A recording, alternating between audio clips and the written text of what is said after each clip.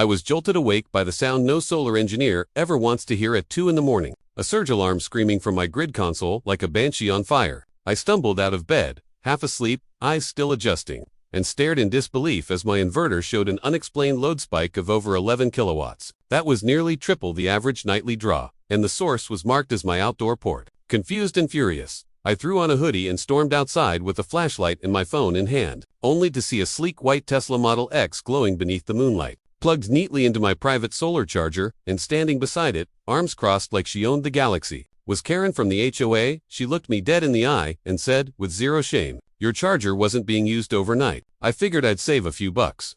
I blinked, wondering if I was dreaming. I wasn't. That moment rewired my understanding of just how entitled someone could be. See, I built that solar grid myself. As an electrical systems engineer, I designed every wire, every battery bank, and every inch of my off-grid setup with meticulous care. It wasn't just about energy, it was about independence. And here was this woman who'd already tried to fine me for having unapproved solar panels visible from the street, now quietly jacking electricity for her luxury car like she was borrowing a cup of sugar. My system had safeguards, of course, but I hadn't planned for this level of HOA arrogance. Not yet. The first time I saw Karen was during the HOA's annual meeting, where she volunteered to become the treasurer and was promptly elected by default since no one else wanted the job. That should have been our warning. She immediately began referring to herself as Executive Officer of Community Standards and started throwing her weight around, slapping people with fines for ridiculous things. Mailboxes not being the right shade of beige, kids' bikes left on porches, and my favorite, excessively green grass,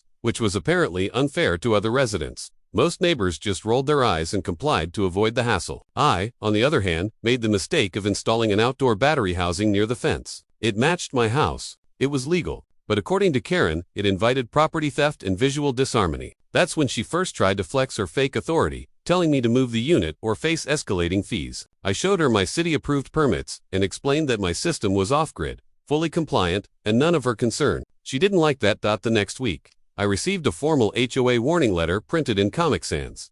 I laughed, tossed it into my shredder, and carried on. But now, this wasn't about aesthetic preferences. She had crossed the line from annoying busybody to full-blown power thief. I stood in my driveway staring at the Tesla's humming charger. I asked her if she was serious. "You can't just plug into someone's private energy system, Karen," I said, trying to stay calm. She looked confused, then smug. "You put it on the outside of your house," she said, as if that gave her the right. "And since we're all part of the same community, technically, the energy belongs to everyone."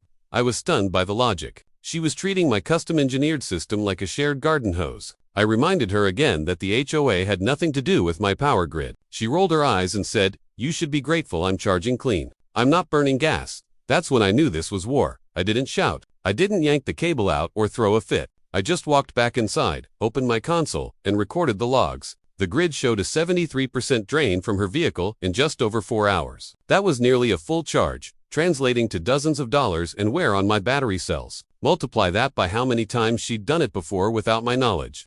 And the theft was no longer minor. I pulled surveillance footage from my driveway cams. Sure enough, there she was on multiple occasions, sneaking into the side yard at night, plugging in, then casually walking away like it was a public outlet. It wasn't an accident. It was a pattern. The next morning, I walked over to her house, knocked, and calmly explained everything again. I offered to let it go if she agreed to stop and reimburse a portion of what she had taken. I even printed the data for her. She smirked and said, "Oh, please. You really think I'm paying you for sunlight?" Then she closed the door in my face. Later that week, she had the audacity to file a complaint against me through the HOA, claiming I was hoarding renewable energy in an exclusionary manner. I thought it was a joke until I got another violation notice in my mailbox. She accused me of anti-community behavior and claimed her rights as a board member gave her access to external utility infrastructure. My blood boiled. I wasn't about to play defense anymore. That night, I decided I'd had enough. She wanted power. Fine. I'd give her all the power she could handle. I spent the next few evenings designing a dummy port,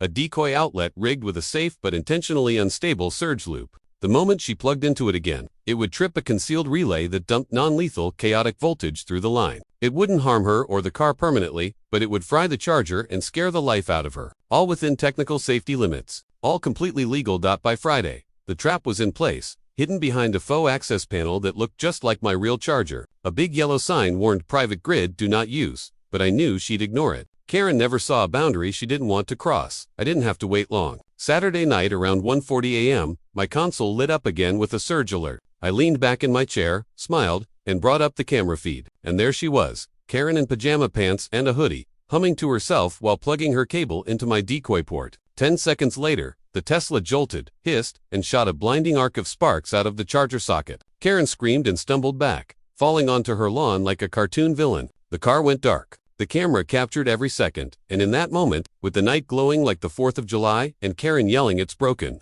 into the darkness, I realized I had just declared electrical war on the most entitled person in the neighborhood, and I was just getting started.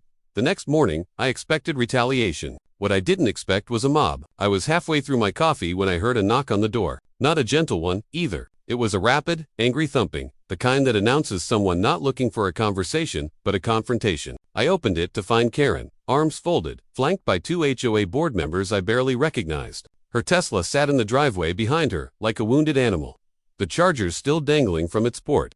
Blackened and limp, Karen's expression looked like she had bitten into a lemon soaked in vinegar. "You tampered with my car," she snapped without so much as a good morning. One of the board members, a guy named Leonard who always wore sandals with socks, stepped forward nervously and said, "We just want to talk about what happened last night." I told them to wait, and stepped inside. I came back with a folder. Inside were printouts of every recorded instance Karen had used my power port without permission, with timestamps and video stills included. I handed it to Leonard, who blinked at the growing pile of paper like I'd just handed him a lawsuit, which wasn't too far from reality.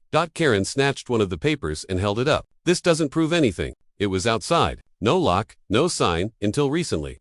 I gestured toward the video camera mounted over the driveway and said, "There's audio too. Last night you said," and I quote, "I figured I'd save a few bucks." Leonard's face fell slightly, and the second board member, Diane, looked downright uncomfortable. Karen's confidence cracked, but she wasn't the type to retreat. She doubled down. "I'm filing an HOA complaint for sabotage. You damaged my property," she said. I shrugged. "Your unauthorized use tripped a surge on a decoy port. That's not my problem. It's documented. You ignored the warnings. You trust. And if you want to talk damage, let's talk about what your charging did to my battery bank."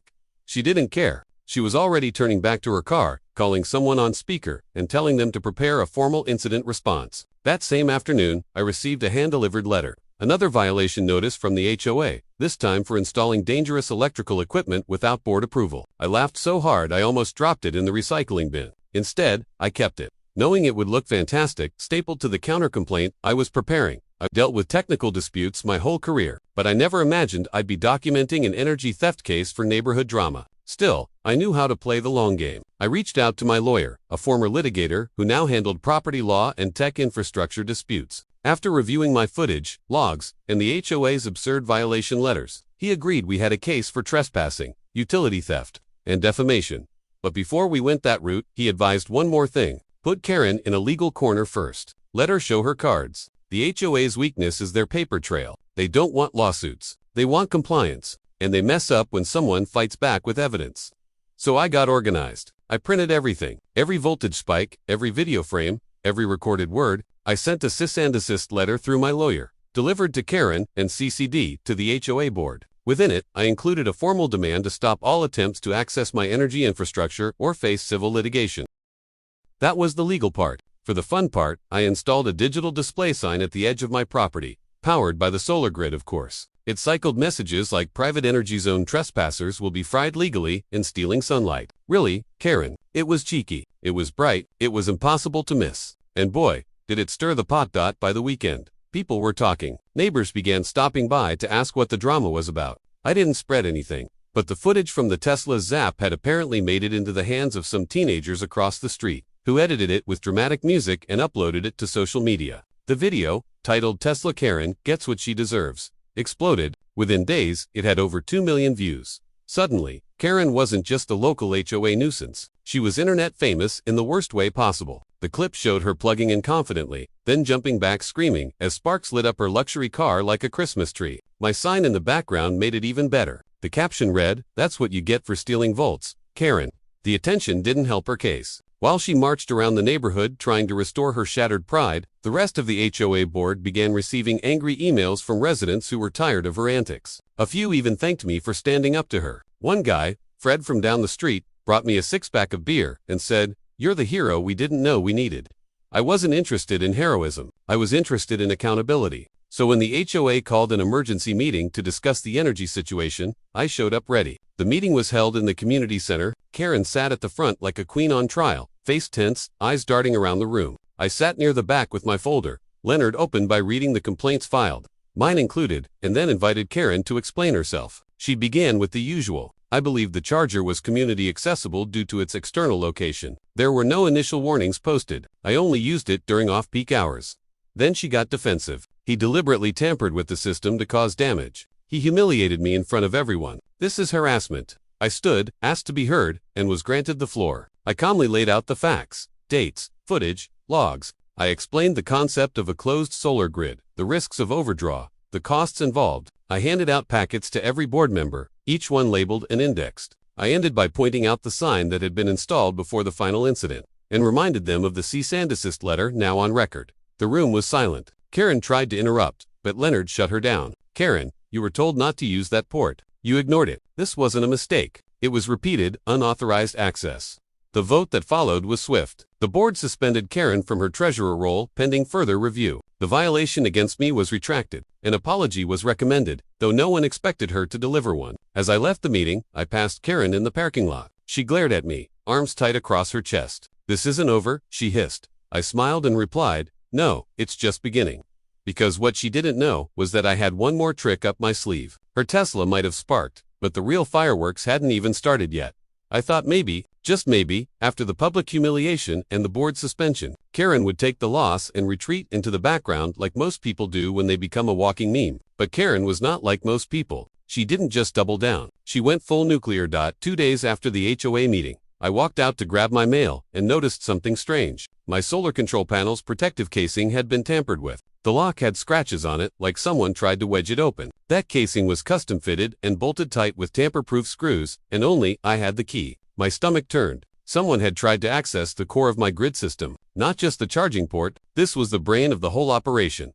I ran back inside and pulled the security footage from my backyard camera, one of the many I had installed after the previous incident. There, clear as daylight at 2:46 a.m., was Karen, dressed in all black like she was auditioning for a low-budget spy movie. Crouching beside my panel, using a small tool to try and pry open the lock, she kept looking over her shoulder, then at one point cursed out loud when her screwdriver slipped. She had no gloves, no mask, just pure arrogant confidence. I watched her struggle for a few minutes, then give up and storm off, but not before flipping off the camera like it was personal. I sat back, breathing slowly, trying to decide if I was more impressed by her persistence or disgusted by her stupidity. She had already been suspended from the HOA board, was facing civil action, and had her Tesla half-fried on camera. And still, she thought she could sneak onto my property and tamper with an electrical system she clearly didn't understand. If she had succeeded, she could have shorted out a major segment of my battery bank, maybe even caused an electrical fire. At that point, it wasn't just entitlement, it was criminal recklessness. That night, I backed up all the video evidence and sent it to my lawyer. Then I called the local sheriff's office. The deputy who came out was named Morales, and he was one of those rare types, calm, intelligent, and genuinely amused by stupidity. After reviewing the footage, he shook his head and said, well, she's got guts. I'll give her that. No brains, but guts. He took a statement, marked it as trespassing and attempted vandalism, and assured me they'd pay Karen a visit. Sure enough, the next day, 2 patrol cars parked in front of her house. I watched from my office window as she stood on her porch in fuzzy slippers, arguing with the officers while holding a cup of herbal tea like it was a shield. Her voice carried loud enough for me to hear her say the words, "This is harassment. He's weaponizing the system against me." That was rich, coming from someone who had literally tried to invade my property twice, and siphoned off dozens of dollars worth of power over weeks. I figured that was the end of it. Law enforcement was involved. Now, she'd have to back off. But Karen didn't back off. No, she played her final card. She called the local news. 2 days later, a crew from a regional station showed up in our neighborhood. A silver van with a satellite dish pulled up, and a chipper-looking reporter named Chase Laram stepped out, holding a mic and blinking under the hot sun. He was followed by a cameraman who looked like he'd rather be anywhere else. I was working on my porch when they approached. Chase gave me a polite smile and said, "Hi there. We're doing a piece on neighborhood disputes and energy access. Do you have a few minutes to chat?" I raised an eyebrow. "Let me guess. Karen's your source."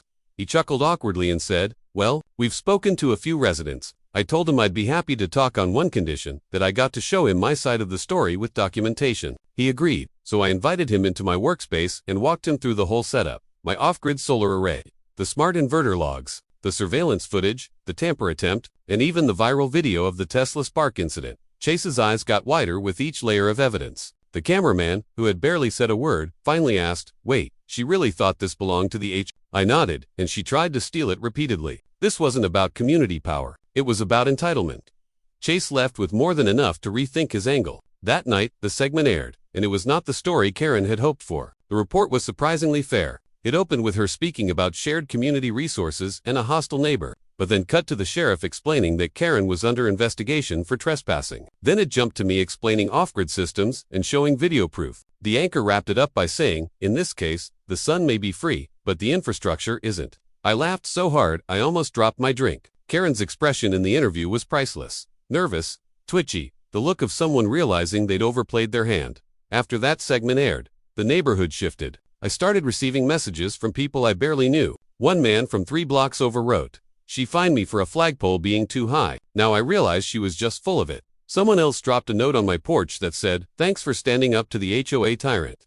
And just like that, Karen went from feared board member to community outcast. People crossed the street to avoid her. The Facebook group started sharing memes of her Tesla incident. One had the caption, "When you try to charge for free and end up paying in dignity." But the real blow came when the HOA convened again, and this time held a public vote. Not just for board reinstatement, but for removal. Karen showed up in sunglasses and a scarf like she was hiding from the paparazzi. She tried to defend herself, saying she was only trying to bring equity to neighborhood energy use, but no one was buying it. The vote was 34-2 in favor of permanent removal.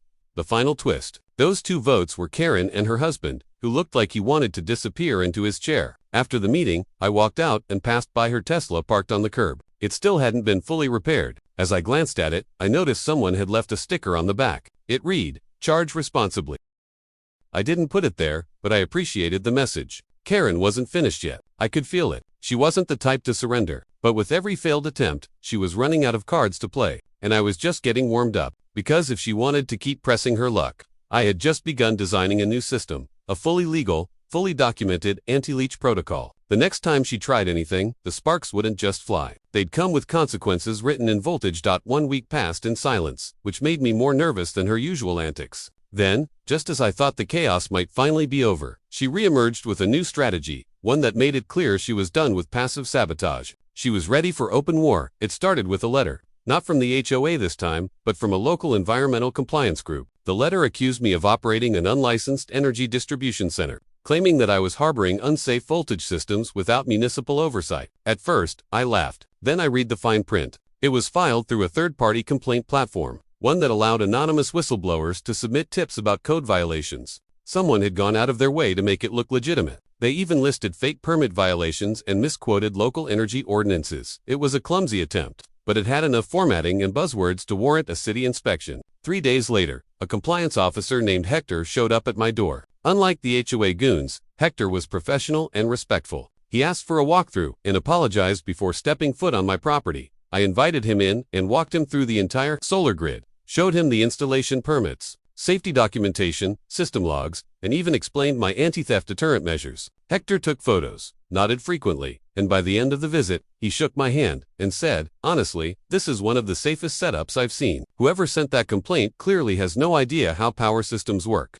That confirmed what I already knew. Karen was behind it. Who else would go to that level of pettiness? I knew she wouldn't stop, so I started preparing my final play. But before I could execute it, the universe handed me a perfect opportunity wrapped in the kind of poetic, just as you couldn't script better if you tried. One evening during a neighborhood movie night at the community center, the power went out, the projector died, the popcorn machine sputtered to a stop, and every nearby light blinked off, leaving dozens of confused residents sitting in darkness. Panic was minimal. This wasn't the first blackout, but what made this different was that my house, just a block away, was still glowing like a Christmas postcard. Every light was on. My security system was fully operational. My porch fan spun peacefully in the breeze while the rest of the block fumbled for flashlights. Within minutes, half the crowd was pointing toward my house and whispering. I stayed seated with my soda, trying to enjoy the quiet drama unfolding around me. That's when Karen, red-faced and boiling with frustration, stood up in the middle of the group and declared, "See, this is what happens when someone hoards power.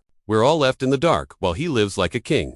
The irony of her statement was so heavy it practically bent gravity. People around her started rolling their eyes. One woman muttered, "He built that system himself." Another man said, "At least someone has power." Maybe the HOA should invest in solar instead of painting curbs. I didn't say a word. I just got up, walked home, and flipped on my external monitor that displayed live footage from my system's control center. The outage had tripped a fault line in the main grid, a city-level issue. It had nothing to do with me. But the resentment in Karen's voice wasn't about logic. It was pure envy. She couldn't stand that I had something she didn't. Something she couldn't control. The next morning, the final straw landed. I caught her again on camera sneaking into my backyard. Only this time, she didn't come for the port. She came with a pair of gardening shears and tried to cut the data line running from one of my solar panels to the inverter unit. She must have thought it was a power line. The second she snipped it, the motion sensor triggered an air horn I'd mounted to the panel rig. A piercing scream tore through the morning air, followed by the sound of Karen falling backward and landing in a pile of mulch. I walked outside casually, phone in hand, recording as I approached. Karen was still on the ground, dirt on her elbows, looking more furious than injured. "I was trimming your weeds," she blurted. "You have invasive growth along the fence."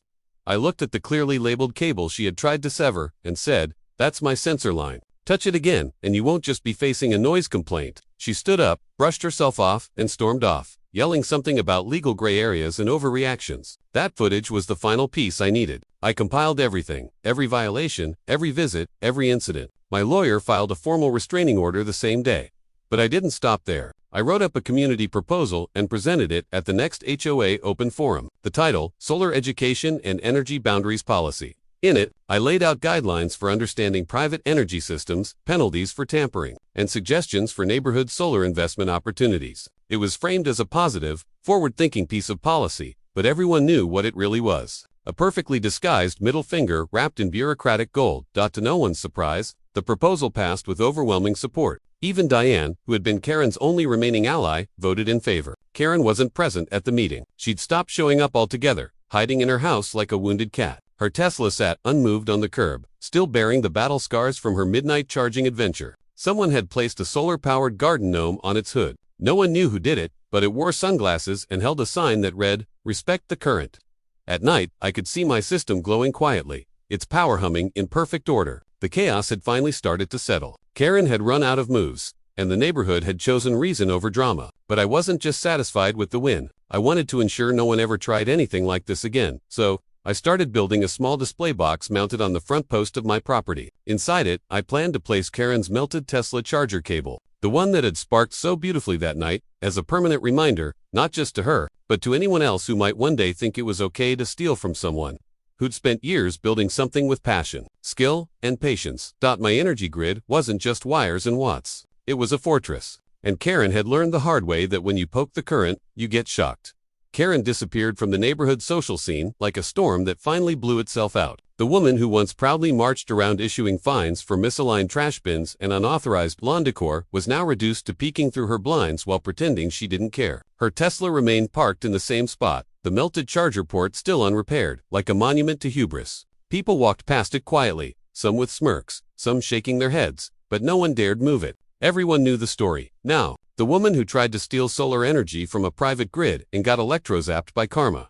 But as far as I was concerned, things weren't finished until I had legal closure and a little creative closure to. My lawyer called to confirm that the judge had granted the restraining order. Karen was officially barred from setting foot on my property or tampering with any of my equipment. The order included an extensive breakdown of her trespassing incidents, attempted sabotage, and energy theft, all backed by video evidence. If she so much as reached over my fence, she'd be facing criminal charges. I knew that would sting worse than any fine. Karen valued control. Losing it publicly was the greatest punishment of all. Around the same time, the HOA held its quarterly review meeting and invited me to speak. Apparently, my proposed solar education policy had sparked enough interest that neighboring communities were inquiring about adopting similar guidelines. So there I was, standing in front of the same group of people who once avoided eye contact with me. Now applauding and taking notes, I explained how solar independence didn't mean community exclusion, but that boundaries needed to be respected. Property meant responsibility. Energy wasn't something you could just tap into because it was outside. You wouldn't walk into someone's garage and borrow their tools without asking. Why was electricity any different? The meeting ended with a small surprise. The board voted to reimburse me for the damages Karen caused, using the HOA's discretionary emergency budget. That was the cherry on top. Getting compensated by the same organization that once backed her absurd violations. As I walked home that evening, I felt a strange kind of peace. The battle was over. The storm had passed, and the grid, my grid, hummed along with perfect calm. But the final moment of satisfaction came a few days later when a delivery arrived at my door. It was a wooden crate, neatly packed with a note taped to the top that simply read, "For the trophy room." I opened it to find Karen's original Tesla charging cable, the one that had melted and blackened during her infamous unauthorized plug-in. It had been recovered by the towing service that finally came to remove her car after the HOA declared it an eyesore. The company, having seen the viral footage, thought I might want a souvenir.